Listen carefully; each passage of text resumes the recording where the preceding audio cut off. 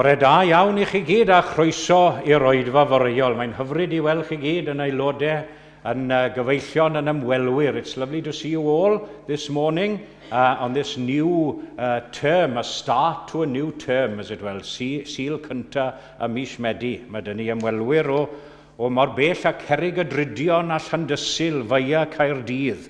A mae'n hyfryd I weld chi a phawb arall sydd wedi ymuno â ni y bore yma. Felly, fe unw ni I ganu ein hemyn agoriadol, sef 505, 505. Mi ganaf tra bo anadl o fewn i'r ffroenau hyn, am gariad yn ddioddef ar ben calfari a fryn, am goron ddrain blethedig, am hoelion garwau rhyw, I ganu fenau deiog fel eira gwynau liw. 505.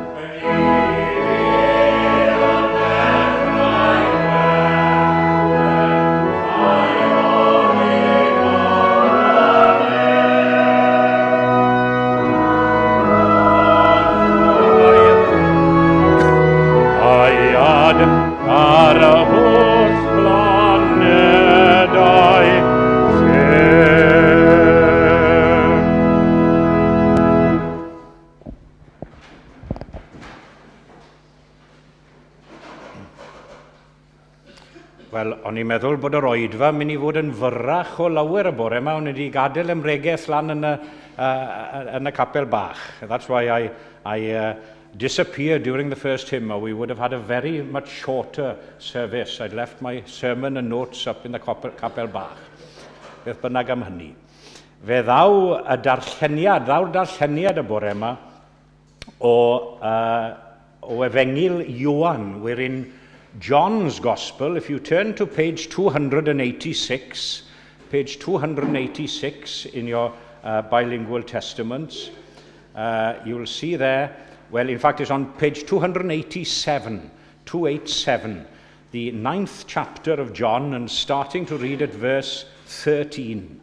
Verse 13 of the 9th chapter of John and reading to verse 34. Y Phariseaid yn archwilio'r iachad. Eithant ar dyn oedd wedi bod gynt yn ddall at y Phariseaid. Yr oedd yn saboth y dydd hwnnw pan wnaeth Iesu glau ac agor llygaid y dyn. A dyma'r Phariseaid yn gofyn iddo eto sut yr oedd wedi cael ei olwg. Ac meddai wrthynt, roddodd glau ar fy llygaid ac ymolchais, a dyma fi'n gweld. Felly dywedodd rhai o'r Phariseaid, nid yw'r dyn hwn o ddiw, nid yw'n cadw'r saboth. Ond meddai eraill, sut y gall dyn sy'n bechadur wneud y fath arwyddion? Ac yr oedd ymraniad yn ei plith. A dyma hwy'n gofyn eto i'r dyn dall, beth sydd gennyt ti i'w ddweud amdano ef gan iddo agor dy lygaid i? Atebodd yntau, proffwyd yw e.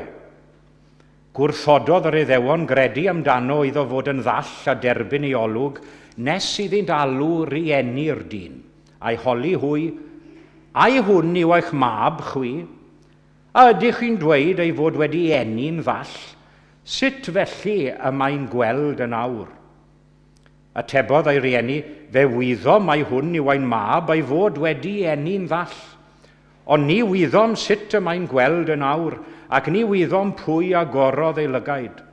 Gyfynnwch iddo ef, mae'n ddigon hen, gaeth ateb drosto'i hun. Wy'n licor y said bach na, mae'n ddigon hen i ateb drosto'i hunan. Atebodd ei rieni e fel hyn am fod arnynt ofn yr Iddewon oherwydd oedd yr Iddewon eisoes wedi cytuno bod unrhyw un a fyddai'n cyffesu Iesu fel Meseia i gael ei dorri allan o'r synagog.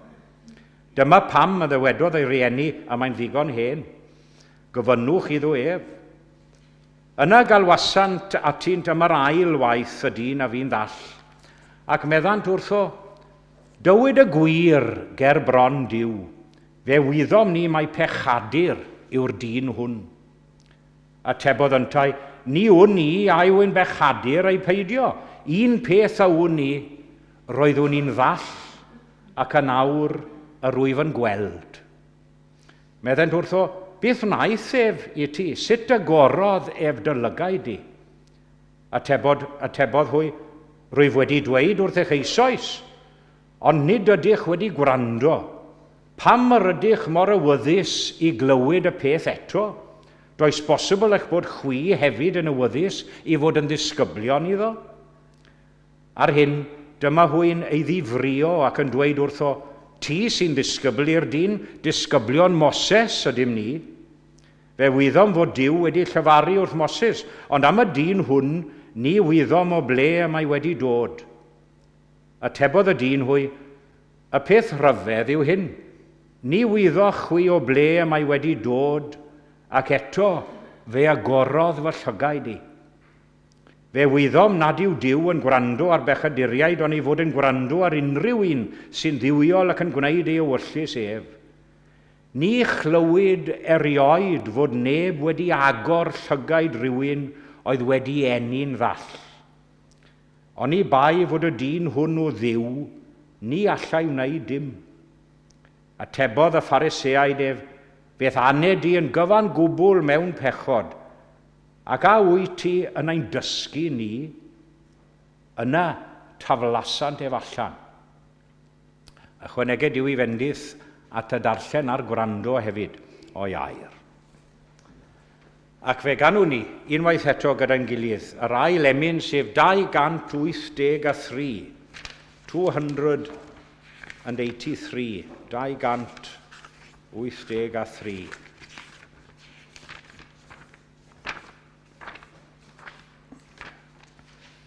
Rhyfeddu, rwyf o ddiw dy ddyfod yn y cnawd, rhyfeddod heb ddim diwedd yw fod Iesu i mi'n frawd, yn wylaidd wrth y groes myfyria fyth ar hyn, yng ngolau a datguddiad mawr ar ben Calfaria fryn, 283.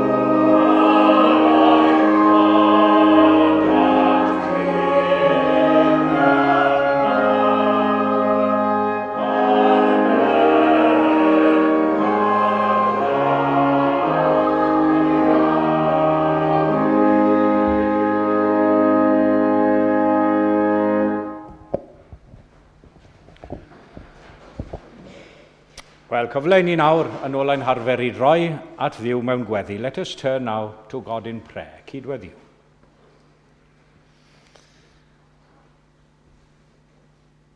Duw a thad ein harglwydd Iesu, yr holl alluog a'r holl bresennol. I ni'n diolch i ti unwaith eto am gyfle i ddod ger dy fron mewn gweddi fel hyn y bore yma. Ac mai ti yw'r mwyaf un yr un i ryfeddu ato ac i syfrdanu wrtho. Eto i gyd mae modd i ni siarad â thi ath gyfarch di fel ein ffrind a'n tad nefol. Ac i ni'n diolch i ti am gyfle i wneud hynny nawr. Diolchwn ein bod yn gallu agor ein cylonau megis ac y marllwys ein teimladau dyfnaf ger dy fron. Yn y sicrwydd y byddi di yno i wrando ac i'n cynnal ni. I'n cofleidio ni yn dy gariad y Duw sydd yn llond pob lle ac yn bresennol ym mob man fel dywed yr emyn. Ac ni awyddom o brofiad o arglwydd mae nesau at Dduw sydd dda i ni. A gad i ni brofi a theimlo hynny y bore yma unwaith eto. Gracious and loving God, we come before you once more in praise and supplication.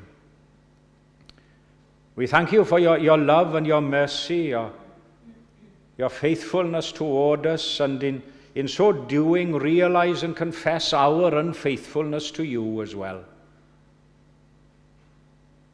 Help us now through this communion service to commit ourselves anew to your leadership and guidance, realizing that in the midst of all of life's troubles, that where can we go but to you? We offer our lives now in response to your love toward us in Christ and his suffering for us. Felly o'r newydd i ni'n ymostwng o'th flaen di nawr yn agored fel hyn, yn agored i ti ein gweld ni fel y gyrru ni mewn gwirionedd. Yng nghanol ein holl amheuon weithiau, ein amheuon a'n cwestiynau ni. Yng nghanol ein tristwch ynghyd a'n llawenydd. Yng nghanol ein hanobaith weithiau ynghyd a'n gobaith ni. We pray especially for those in need this morning. I'm sure that the people of Pakistan are very much in our minds after seeing and hearing the disasters there during these past days. We pray for them and pray for all the organizations that help to alleviate the pain and suffering of people not only there but all around the world who suffer from natural disasters. We think of the sick, the bereaved, those who find themselves lonely and rejected, sometimes in situations which seem so hopeless. I ni'n meddwl am y rai hynny sy'n hysbys i ni ein teulu yn ffrindiau, cyfeillion aelodau o'r eglwys hon hefyd sydd yn wynebu triniaeth ac yn wael ar hyn o bryd byddwn ni yn cofio ac yn enwi rai yn benodol wrth fwrdd y cymyn nes mlaen. Ond i ni cyflwyno nhw nawr i ddofal a thnodded. A rai hynny sy'n brwydro dan feichiau trymion bywyd. Bydd gyda nhw nawr yn gefn ac yn gymorth. Boedith o leini di i lewyrchu yn y tywyllwch, ac i ni yn gweld tywyllwch o'n cwmpas ni yn aml. Ond gad i ni sylweddoli dy fod ti yn Iesu yn gallu trawsnewid sefyllfaoedd fel ni, a ddfod yn cynnig rhyw ddechreuad newydd i ni bob tro. And as we remember others in our prayers this morning, we pray for ourselves as well. And we place us now in your keeping. We ask you to guide us in everything, Speak to us now through the scriptures, through the readings we've heard, the reading we heard through our prayers now and the hymns that we sing. Speak to us. Challenge us anew to meet us through your word and through your Holy Spirit. Tyred arglwydd i'n cyfarfod, medda'r Emyn. Tyred arglwydd i'n cyfarfod. Tyn y gorchydd rwygar llen. Glawia arnom dy fendithion yn gywodau i lawr o'r nen. Nefol awel, chwased ar yr oedfa hon. Dyna yw ein gweddi ni nawr ac ym mhob oedfa hefyd. Ac ar ddechrau mis Medi fel hyn, yn unen ddychwelyd fel petai i ryw drefn feinyddiol ein bywydau bob dydd fel petai. Boed i ni wybod a theimlod y fod yno gyda ni'n wastadol, yn aros i rannu cymdeithas â ni, yn ein hymwneud ni ag eraill, ac yn datguddio dy bwrpas mawr i ni yn y byd. A hynny wrth gwrs i adlewyrchu cariad Crist i bawb. Derbyn ni felly, maddau ni defnyddia ni gyd, a mae'n bod yn gosod ein hunain yn dy law, ac yn gofyn y cyfan oll, yn enw ac yn haeddiant Iesu ei hun. Amen.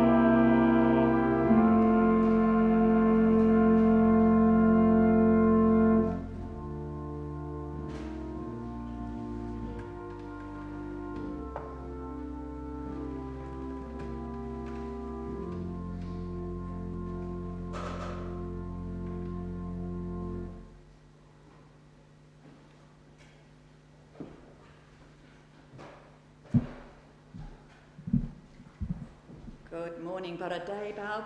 And as Rob said, it's a new term. So back to the usual pattern of services and things. So croeso cynnes I bawb ac yn hyfryd gweld pawb yn ôl efo ni ar ôl y gwyliau hef. Diolch yn fawr iawn i'n gwneudog am ein harwen i y bore yma yn yr oedfa ac yn mynd. Ac hefyd diolch I ti, Will, am dy gyfraniad ar yr organ. Now, as you heard, we're back into the usual pattern of services. So we'll have a 4:30 discussion group and an evening service here at 6 o'clock this evening. So felly, oedfa am hanner, cwlch trafod am hanner awr 4 ac oedfa hwyrol am 6 o'r gloch. Ac ganol wythnos am ganol dydd fydd yr oedfa fer yn digwydd. So Wednesday's short service will be restarting at 12 o'clock. So please do all come if you want. And then next Sunday, there's a slight difference. There will be no evening service next Sunday. Dim ond oedfa foreol dan arweiniaeth yn Gwneidog. Pnawn Sul nesa am 3 o'r gloch fydd na oedfa arbennig I ddathlu 60 mlynedd o parch Gwylfa Ifans yn y Weinidogaeth. So there's a special service to commemorate 60 years of Parchedig Gwylfa Evans being in the ministry. Details are in the foyer, and that's at 3 o'clock in Harrow. So no evening service next week. What else can I say? Ar 17th of September, 17th of September, there's a special walk, Ras y Capelli in digwydd.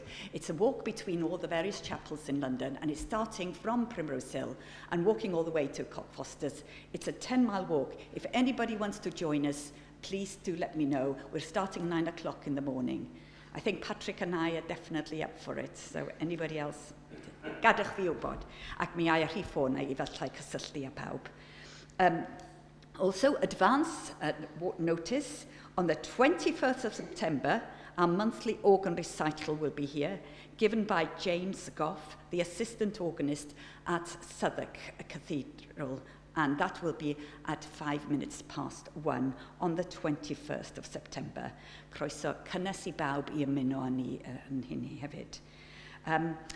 After the service, we will be having a cup of tea downstairs. Warm welcome for everybody, and do croeso cynnes I bawb I ddod lawr ac ymuno â ni. Ac nawr ddod nhw'n hamgylch I dderbyn eich roddion. Un peth arall, sorry,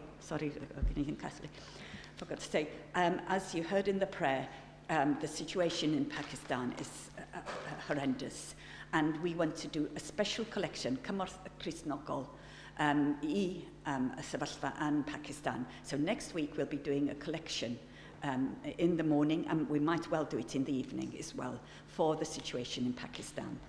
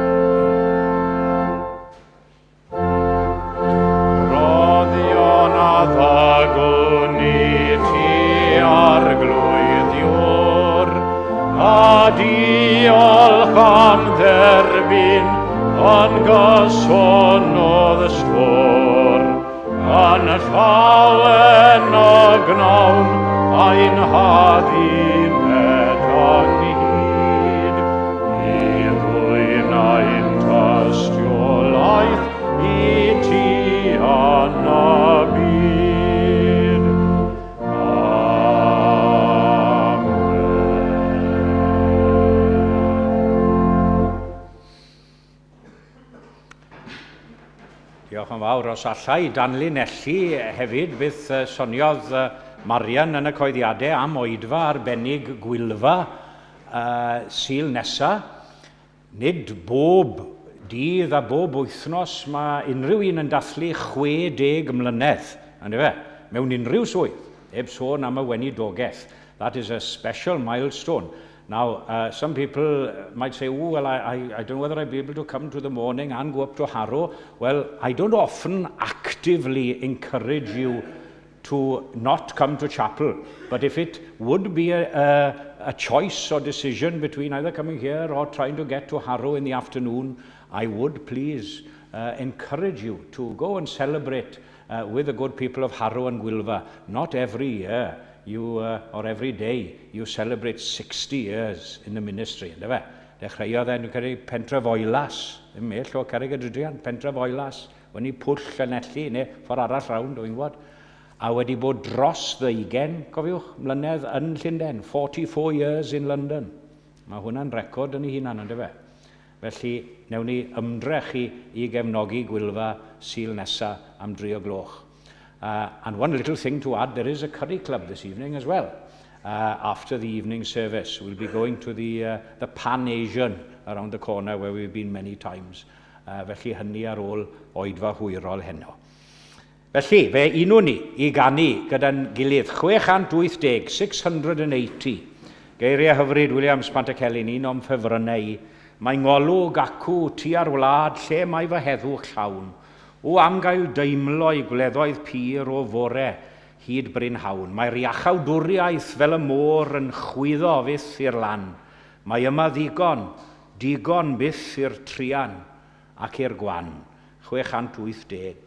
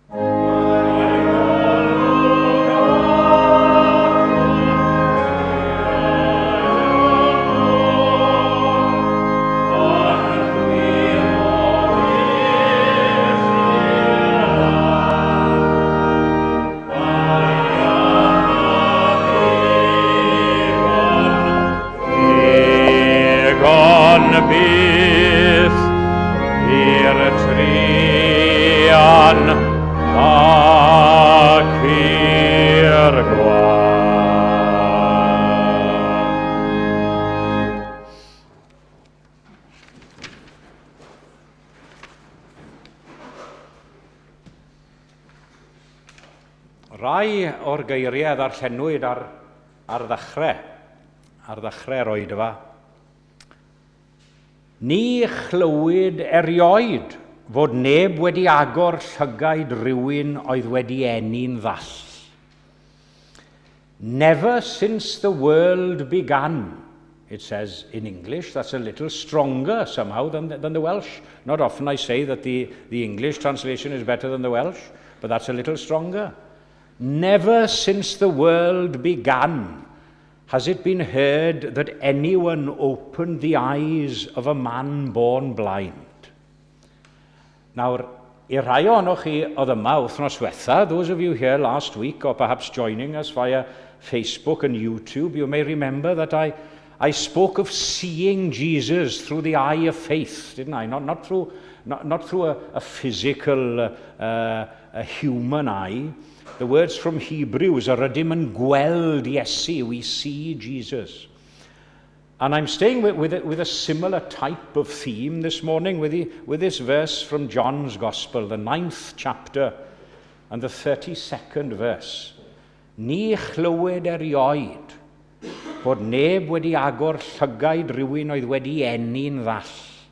Never since the world began has it been heard that anyone opened the eyes of a man born blind. Now, that statement was quite true at the time, at that historic moment, because there'd been no recorded case either in scripture or in secular history of any person who was born blind and then receiving their sight.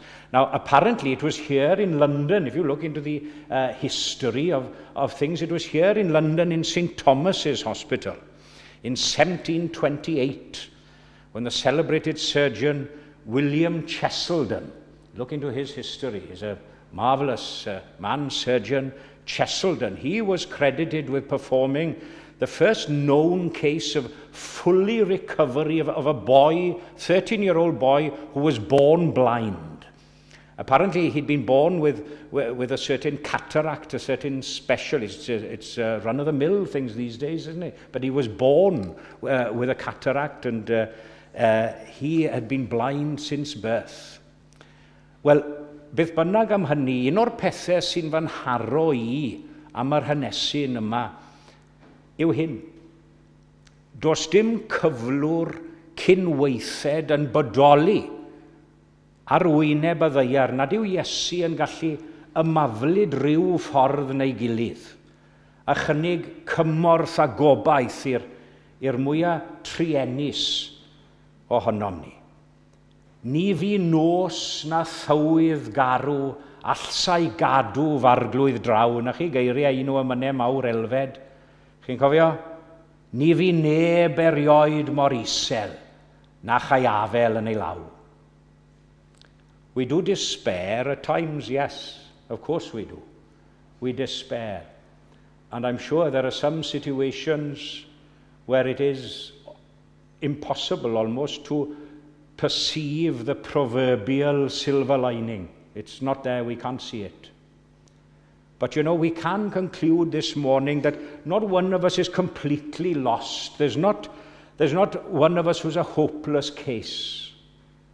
Believe in him this morning, he who is able to constantly open up new paths of love and grace.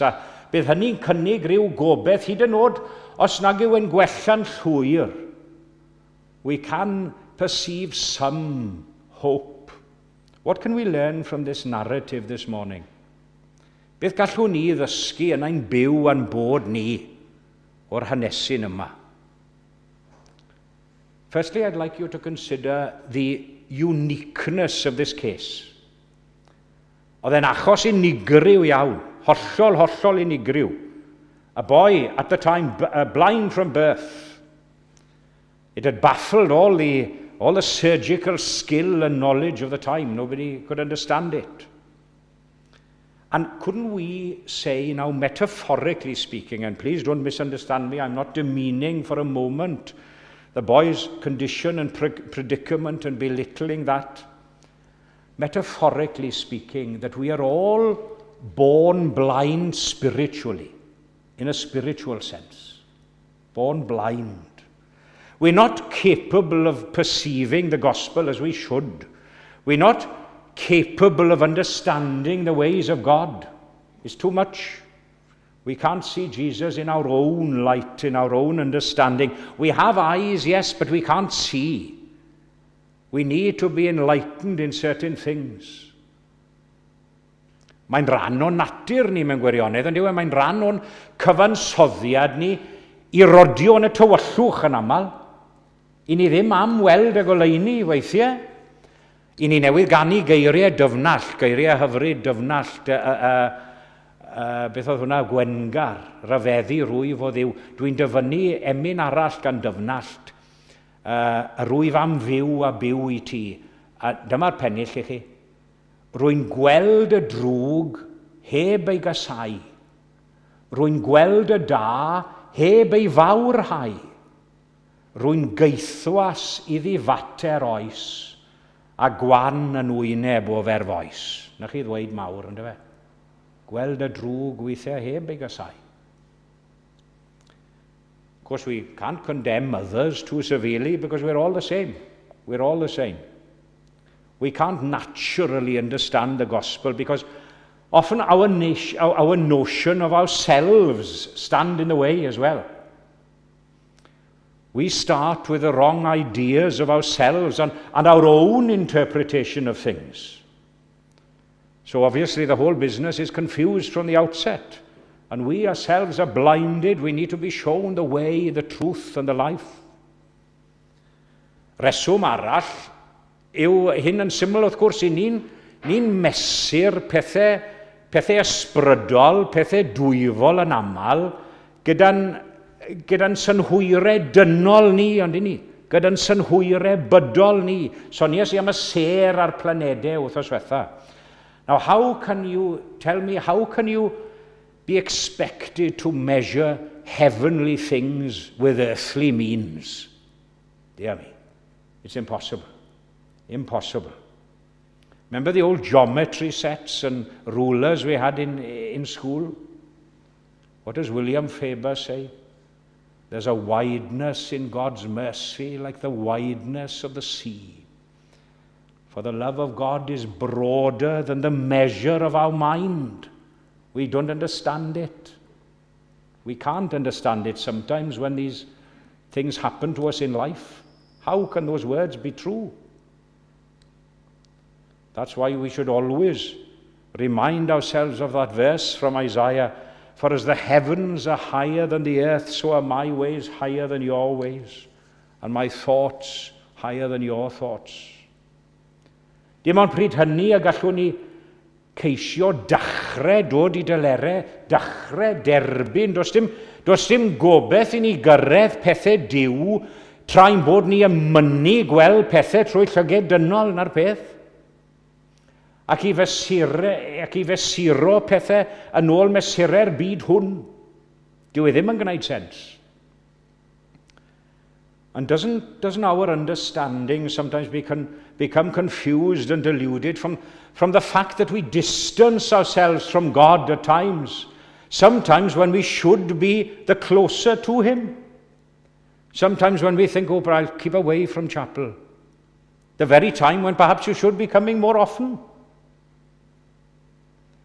Yes, we're all here this morning on a Sunday worshipping God, but you know, if we all actively seek to be nearer to God every day, to seek His presence and His influence on our lives every day, wouldn't our understanding be clearer? Wouldn't our faith be stronger? It's difficult. Felly, wedi ystyried yr achos unigryw yma, beth am arbenigedd y driniaeth? Having considered the uniqueness of this case, what about the special treatment, the special cure or treatment? And it was a very unusual cure, wasn't it? Yn gyntaf, oedd e'n driniaeth syml iawn. Very simple treatment or cure. The boy's eyes were opened with a little clay and spit washed at the pool of Siloam. Dear me. And you know, many a soul and heart has been opened with the most simple and basic of means. Ways which may never have been dreamed of as being useful, and indeed the whole business of salvation, it's extremely simple in its essence, Very, very simple. And shouldn't that be a lesson to us all? Shouldn't we keep to the simple things of life? Shouldn't we keep to the plain gospel and the plain truths and teachings, plainly and simply preached? Don't dress it up. Don't complicate things. Tell me the old story. Roedd y clai a'r poer, roedd e ddim yn gyfuniad gymleth iawn, yn oedd? Ddim yn gynhwysion eithriadol, ond oedd Duw yn gweithio yn y pethau syml bob dydd. Pethau syml bob dydd. And another thing to note as well is the simplicity of the treatment. As in every case, of course, it was the divine nature of the thing. Because let's delude ourselves and blind ourselves, to keep the analogy, that thinking that we are to have the glory and praise, and it's all down to human ability. Ie, gallwn ni weddio, gallwn ni weithio'n ddygn at dyfiant a llwyddiant yn yr eglwys, ond Duw sy'n fendithio'n llafur ni, God and God alone, and that through Jesus and the Holy Spirit is able to bless the work carried out by us. Ni sy'n trin y meisydd, ni sy'n hau ar had, tithau sy'n rhoi cynnydd yn dy gariad rad. And before moving on to my final point this morning, one thing is certain: when spiritual eyes are opened, it's very, very clear to the person concerned. One thing I do know, says the boy, remember his words? That though I was blind, now I see. Lle roeddwn gynt yn ddall, rwy'n gweld yn awr. Rhys Nicholas, do fe, yn cydio yn y syniad. When God, in his infinite love and mercy, visits a soul which has been locked up in darkness, the change should be at least so great and evident that we shouldn't have to ask, am I changed or not? It should be apparent to us and all who see us as well. May I put the question to us sincerely this morning: do we know it? Have we had our eyes opened? Sy'n barwen ni at y pwynt ola dwi am rannu gyda chi heddi, sef hyn. Cyflwr y dyn newydd yng Nghrist, y dyn wedi achau, the condition of the healed man, this new person in Christ. That's my final point for you this morning. Because when this person's eyes were opened, he didn't know who done it at first. He didn't know who done the thing. He knew he must have been a good person to do the work. He thought he was a prophet, as he said to the Pharisees. But when he came to realize who Jesus really was, he felt and knew that he was God, and he had to fall down and worship before him. A chi mo, dwi ddim yn credu am eiliad bod yr un enaid byw wedi cael ei llygau ysbrydol nhw wedi hagor, heb iddyn nhw sylweddoli a theimlo cariad angerddol tuag at Iesu Grist wedyn ni. A heb gredu yn ei ddiwioldeb ac yn ei ddwyfoldeb hefyd. Do you know, how can anyone possibly be described as a believer in Christ who only believes in one small part of him? Some will accept his humanity quite freely. They say, oh yes, he was a historical person. I know an historic Jesus lived on earth and was crucified. But then they reject his divinity. Can't be the Son of God, dear me. Can't believe that. Now, rydd I bawb I farn wrth gwrs I ni ffili ffwrso bobl I gredu, ond peidiwch I gobeithio bore yma a chredu yn un ran o Iesu Grist yn unig, heb dderbyn y cyfan fel petai. And you know, this person, from the moment he realized his connection with Jesus, he became a confessor of Christ.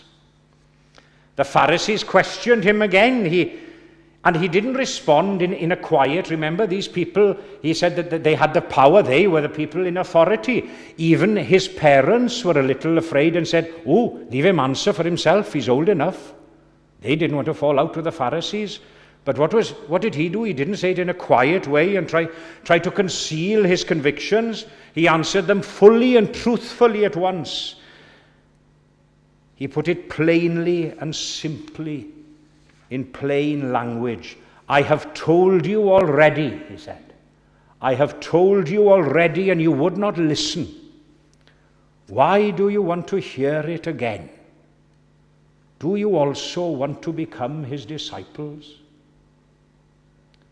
Well, we've all heard the message once again this morning. Do you also want to become his disciples? Ydych chwithau hefyd yn awyddus I fod yn ddisgyblion iddo fe? And as we approach the communion table once more this morning, the invitation is extended to all, as in every service, to become confessors of the faith, to acknowledge Christ as you ought. Bydde di Dduw felly agor ein llygaid I weled, agor ein clistiau I glywed, ein calonau I dderbyn, a'n gennau I ddatgan ei glod yn oes oesoedd, a hynny ar gogoniant i'w enw. Amen.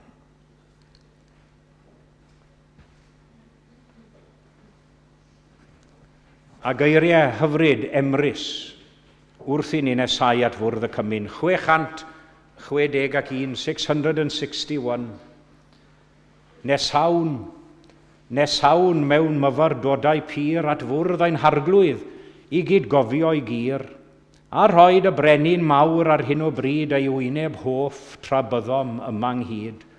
O nerth I nerth yr awn mewn newydd hwyl, nes dod ynghyd at fwrdd y nefol wyl. O ddedwydd saint, ymlonwch yn gytun, os da yw hyn, beth fydd y nef ei hun?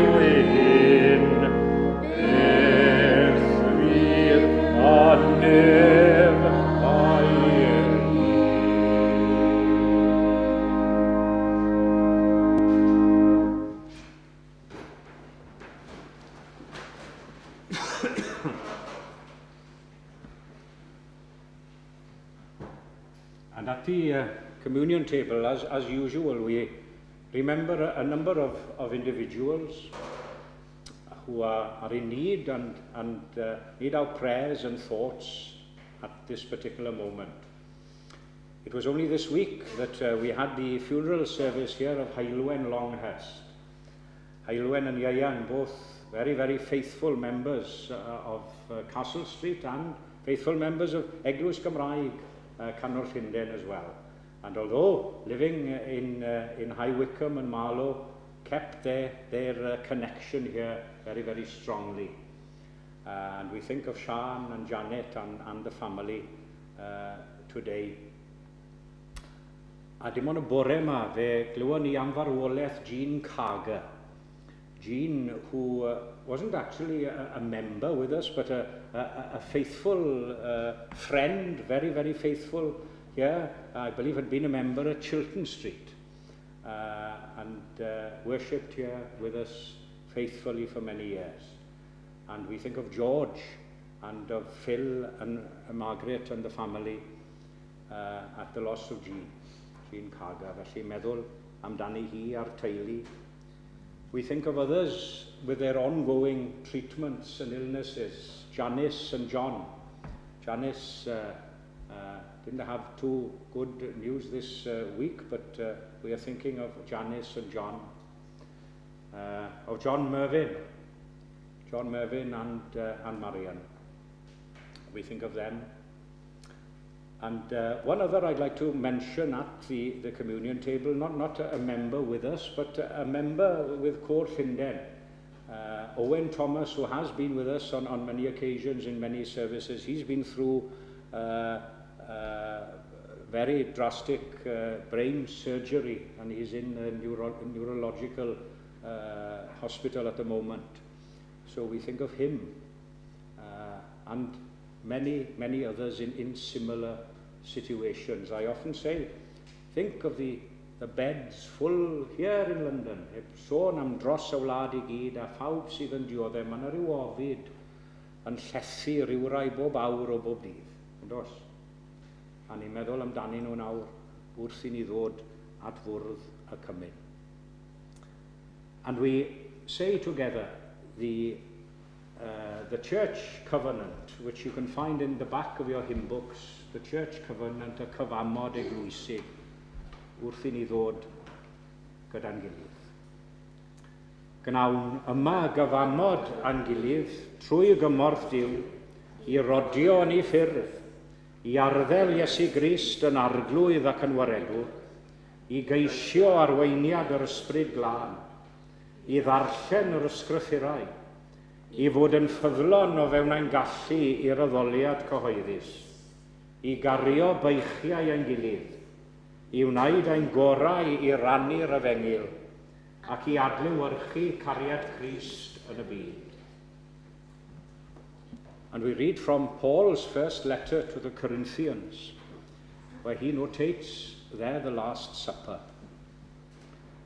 Canis mi a dderbyniais gan yr arglwydd yr hyn hefyd a draddodau sy chwi, bod i'r arglwydd Iesu yn os y brydychwyd ef gymryd bara, ac wedi iddo ddiolch ef ei torodd ac y ddywedodd, cymerwch, bwytewch, hwn yw fy nghorff yr hwn a dorri'r trosoch, gnewch hyn coffa amdanaf. Yn yr un modd, ef a gymerodd y cwpan wedi swperi gan ddywedyd, y cwpan hwn yw'r testament newydd yn fy ngwaed I. Gnewch hyn cynifer gwaith bynnag yrfoch coffa amdanaf. Cynifer gwaith bynnag a bwytaoch y bara hwn ac yrfoch y cwpan hwn, a dangoswch farwolaeth yr arglwydd, ond I ddelo. Cawn ni droi at Dduw mewn gweddi. Let us turn to God in prayer. Arglwydd ein Duw, fe ddiolchwn I ti, fe ddiolchwn I ti am Iesu, ac yn enw Iesu nawr fe ddown ynghyd at y bwrdd. Ac I ni'n diolch I ti dy fod yn croesawu, yn ein croesawu ni fel dy bobl, yn ein cyfarch ni fel dy ffrindiau ac yn ein cynnal ni gyda chynhaliaeth ysbrydol. We come as we are this morning, bringing our doubts and our fears, our weaknesses to lay before the cross of Jesus. Thanking you once more that you have promised to sustain and bless us, as you've blessed your people throughout the ages and throughout the generations. Da yw'n felly gan agor ein calonnau i ti, yr unig un all mewn wirionedd i gynnig ein holl atebion a'n holl anghenion ni. Iesu Grist y cyfiawn. Amen. Ac wrth i ni gofio'r nos y bu Iesu gyda'i ddisgyblion yn yr oruwch ystafell. Fe gofion iddo gymryd y bara a'i fendithio a'i roi i'w ddisgyblion gan ddywedid, hwn yw fy nghorff, ar hwn a dorri'r trosoch. Cymerwch a'r henwch yn eich plith chwi. A chynifer gwaith bynnag ac a gwnewch hyn, gwnewch coffa amdanaf. Bwytawn bawb o hwn.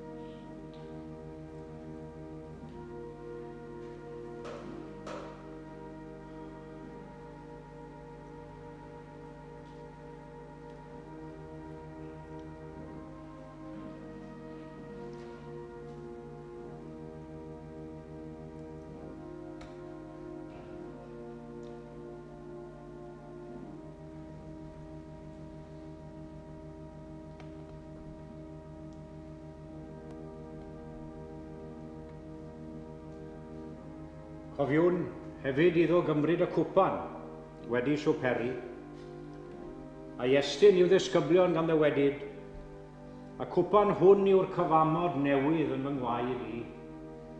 Cymerwch a'r henwch yn eich plith, a chynifer gwaith bynnag ac a gnewch hyn, gnewch coffa amdanaf, a fwn bawb o hwn.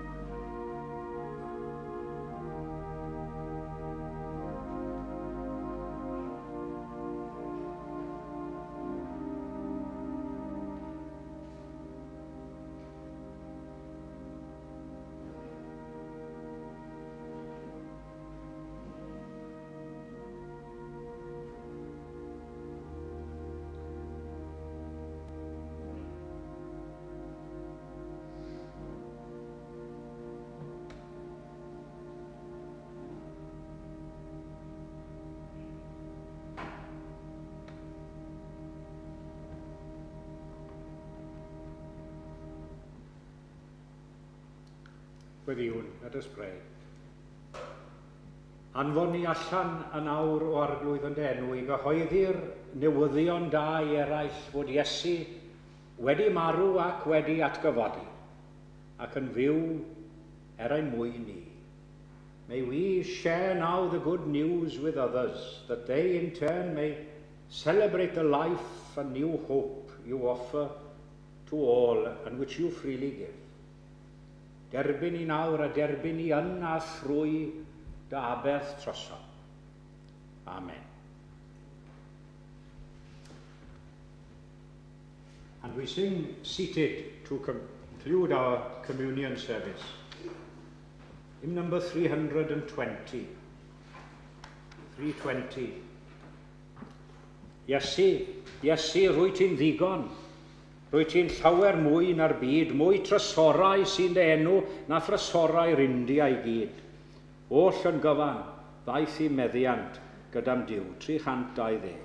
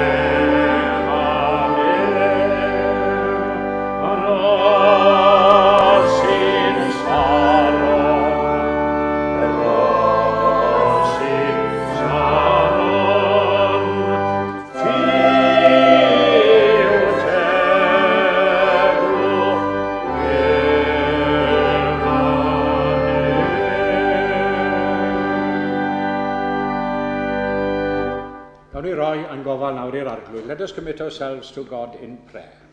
Ac yn awr bydde di ras ein harglwydd ni Iesu Grist, a chariad Duw a chymdeithas yr ysbryd glân i fod gyda ni ac i aros gyda ni, bob yr un ohonom ni o'r awr hon hyd yn oes oesoedd. Amen.